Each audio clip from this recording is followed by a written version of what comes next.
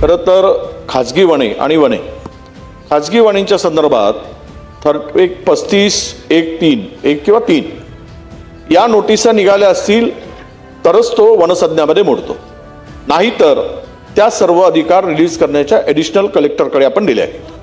आता प्रश्न असा येतो की तुम्ही जे म्हणालात ते क्षेत्र कमी होऊ शकतं. ज्यांना नोटीसच काढली नाही त्यावेळेस, ज्यावेळेस या नोंदी घेतल्या गेल्या त्यावेळेस आता काय होतं, याच्यामध्ये खूप मोठ्या भ्रष्टाचाराला इथे स्कोप निर्माण झाला. अध्यक्ष महोदय, मी आपल्याला इथे मी स्पष्टपणे मांडतोय, या जागा रिलीज करण्यासाठी ज्यावेळेस खालच्या स्तरावर, खरं म्हणजे त्यांना अधिकार दिलेले आहेत त्या स्तरावर हे प्रकरण जातं, तिथे लोंबकळत पडतं आणि त्या जागा रिलीज होत नाही.